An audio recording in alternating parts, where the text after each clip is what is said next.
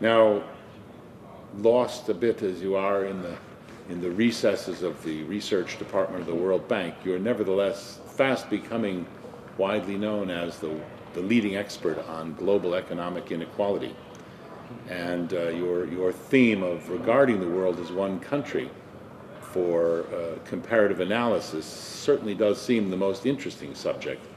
For example, world income distribution, you state, has become more unequal over the past 25 years. But at the same time, global economic inequality itself has actually decreased in recent years. How can that be? Well, that's a very good question. So let me go back for one moment to these three different types, because they chart different types of evolution. Over the last 20 years, the first one, unweighted, has increased. And that is called in economics as divergence, meaning that the poor and rich countries are diverging from each other, becoming more dissimilar.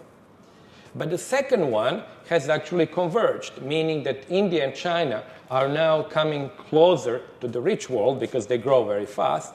So in that sense, they are reducing the distance between themselves and the rich world.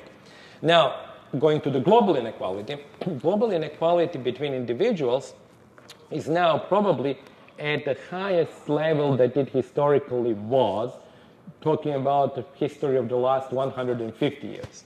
However, and going back to the point that you raised, in the last 7 to 10 years, thanks to fast growth of India and China, and the fact that many people in those countries are now moving towards something which might look a global middle class, global inequality have started a sort of a slight decline. So in other words, we have just to keep in mind two things. The first, global inequality is extremely high, but it has started now, thanks to China and India, a slight decline.